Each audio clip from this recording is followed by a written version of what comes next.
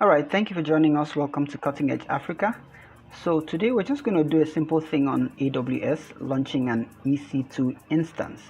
If you're already familiar with AWS, you probably know this a lot. So this for those who are entering cloud computing more or less afresh.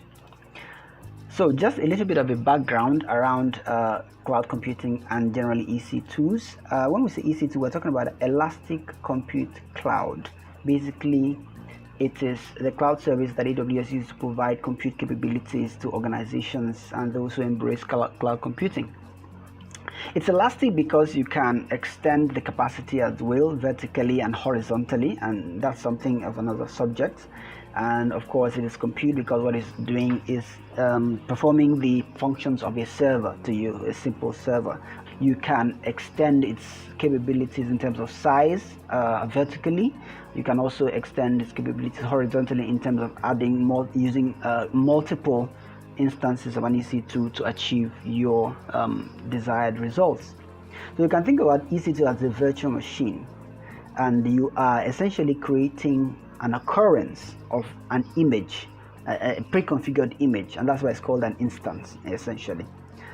So AWS provides a wide range of these kinds of instances, and they are labeled instance types: T2 micro, T2 nano, T3 nano, etc. All sorts of names that define how large or small the instance will be when you use it. All right, typically you hear of terms like VPC, Virtual Private Cloud, which essentially means your data center in the cloud. You hear of availability zones, which are basically locations where AWS has deployed physical infrastructure to provide a backing for the cloud services. So it's almost like you have a virtualized environment, you have physical servers on top of which you are building your virtual infrastructure. So they have those kinds of locations all over the world in regions, in geographic regions. Each region will typically have 2 or 3 availability zones. Most times it is 3, and they provide high availability. So today we're just going to demonstrate the process of launching an EC2 instance, and you see how it is done. All right, so I'm just going to start up this session by logging into my AWS account or doing a sign up, and then we are going to create an EC2. So I'm going to use my personal account to do this. This account is obviously going to be a root user. This is not a sign-in for me, so I'm going to create a new account. I'm going to provide this email address, consultant@kennethigiri.com, and provide an interesting password. Okay, I'm just going to confirm that. Okay, I hope that's right. So let me just call it Kenneth Igiri. Yeah. Okay, so I have that done. I'm going to continue the next step of 5. I don't want to save this on my browser for security reasons. So this is for my personal use, of course, and then I'll fill in all my details, and that is that. Yeah, so provide my card details. I think that should be fine. Good. Yep. Send SMS.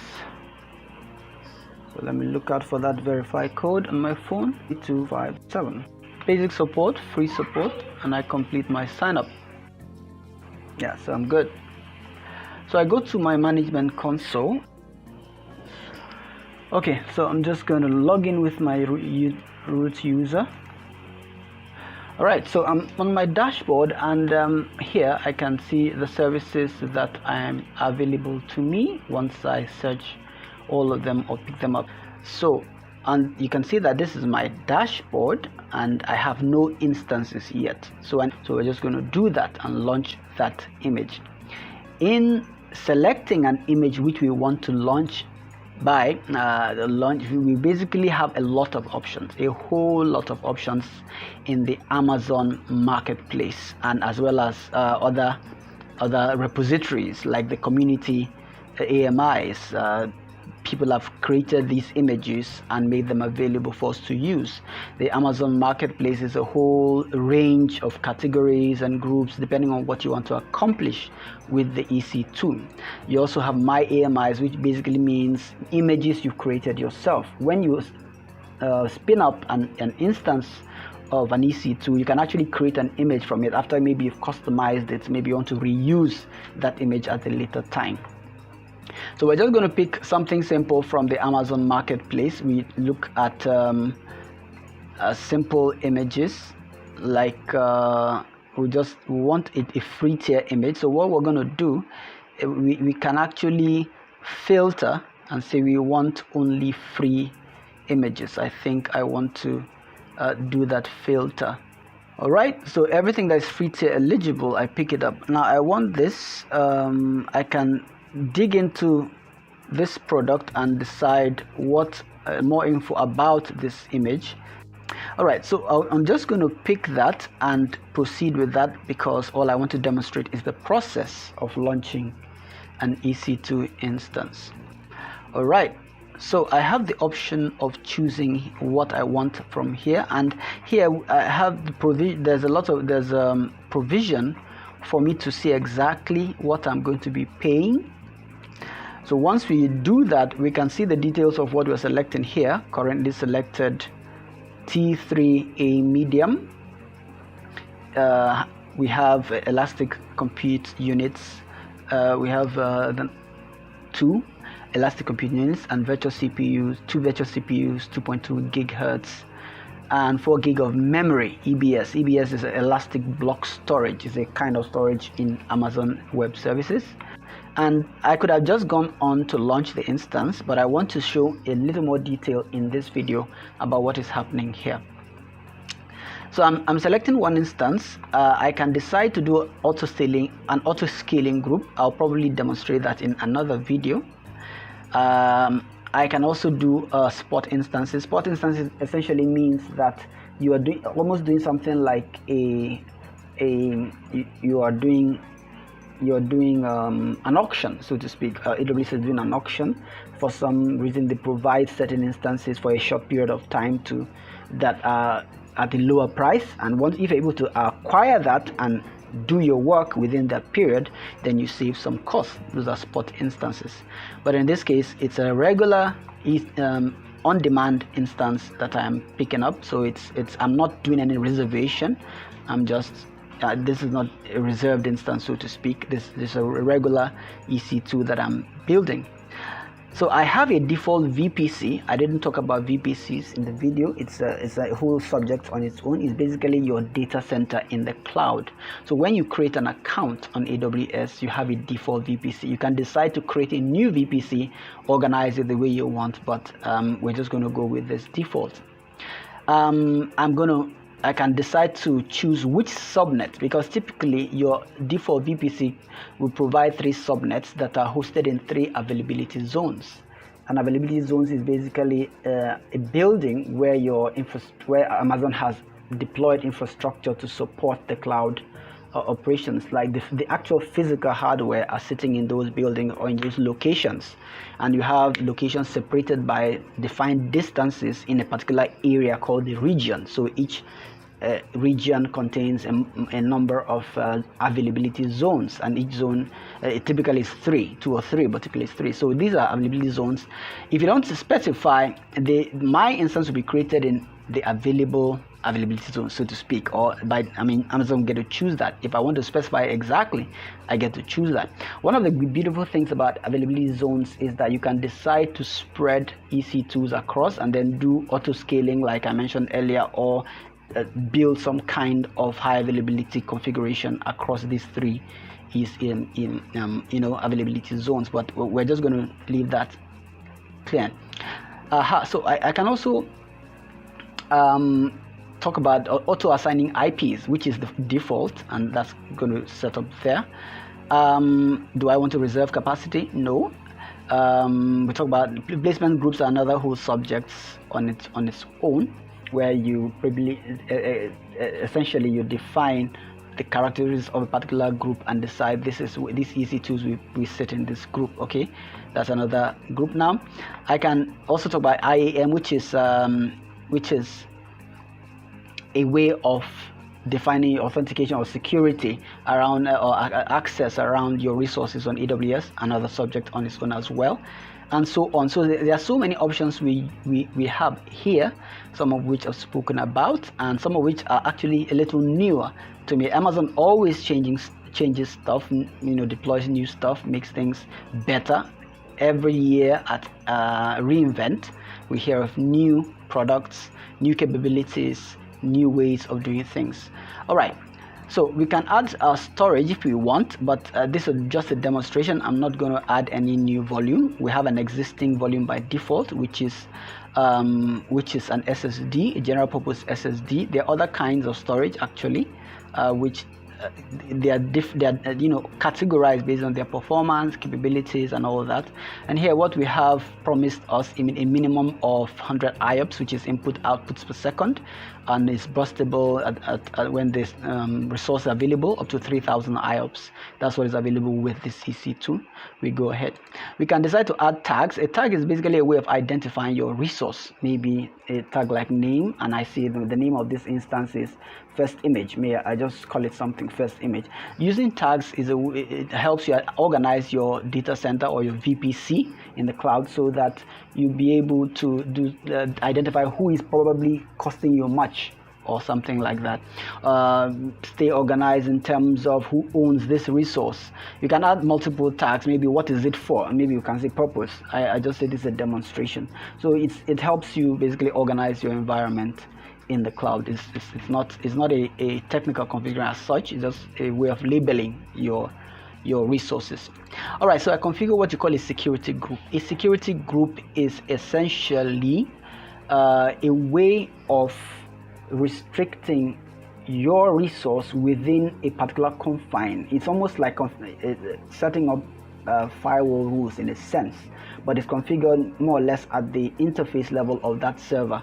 So you're telling that server, I want you to belong to this security group. That means except I allow access to another server to that security group, nobody can access this particular server if it's in this particular security group.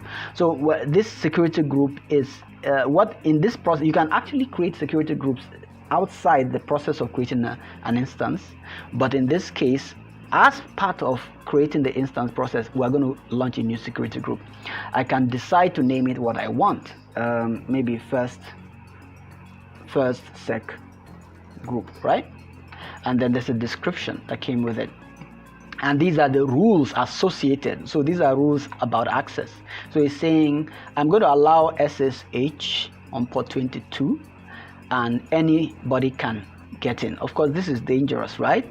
So if it's in a production environment, you want to provide a range of IPs on IP or another security group that can access the security group. But for the purpose of demonstration, I'll just let it be this way. So review and launch. Once I do that, of course you've probably seen the warnings because I did not specify a specific security group, but just for us to show, okay, I must have picked something that doesn't allow free tier, but I don't want to spend time trying to troubleshoot that now. But just to show you what I mean by that security aspect, I just say, okay, let me say my IP, for example, and it picks up my public IP from my computer, and that will make sure that nobody else apart from my computer using this public IP. This public IP is actually from my ISP, so that's what Amazon is seeing as my source, as the source of this connection. It doesn't see my private IP. So when I do review and you see that we've cleared that that warning that we are not secure in the way we've configured our access. All right, so once we are done, we can launch the EC2, and that process starts. I can decide to create an EC2 pair or create a new key pair and just call it. The key pair is basically for authentication that allows your resource or your instance to exchange keys with the Amazon environment and be able to say, look, it's actually me. So let me just call it first key and download the key pair. excuse me. And once I do that, I can launch it. You see, once I want to access this instance after it is done, I will need to use this key. Essentially, I'll need to use this key. Okay, so my instance is done. My instance has been created.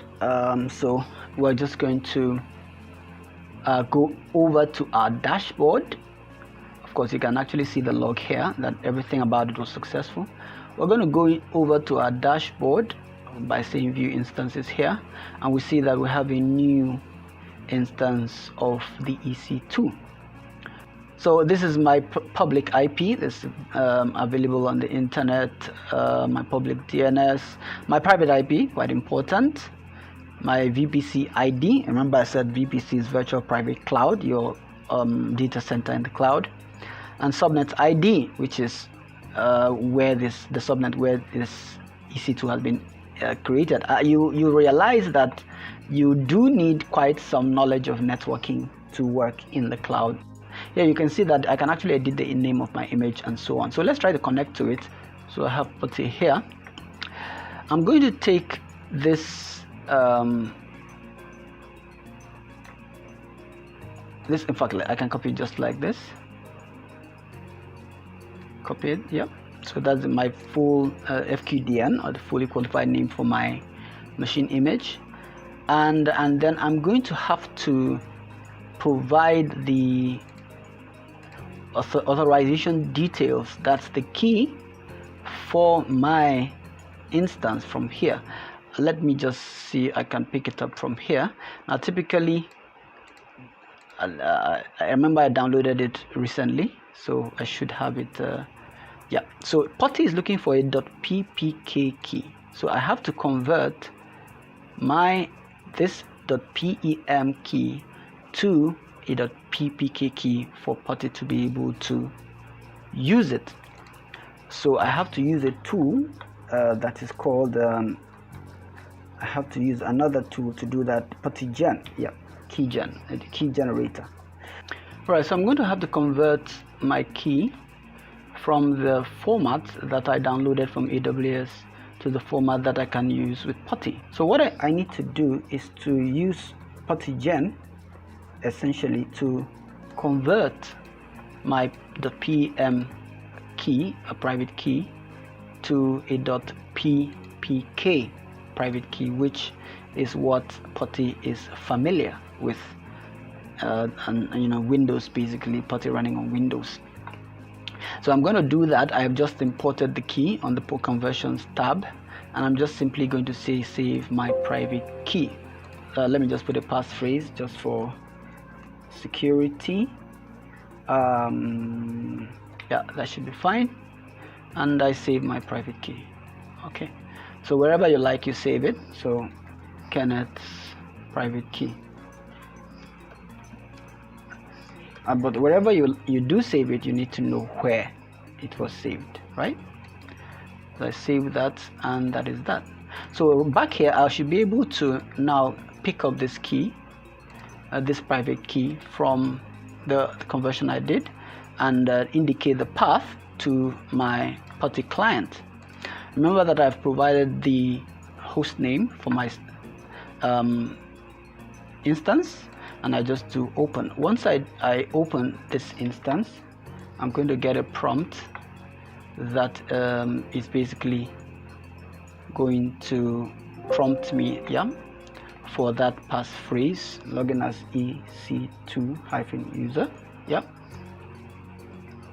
So, and then it's prompting me for the passphrase. I'm just gonna put that in now, and I should be in. Yeah, so I'm in. So thank you for listening to today's session. If you want to know more about me, this is a little bit about me, and you can find me on LinkedIn, and we can interact, learn more together. Thank you for joining Cutting Edge Africa.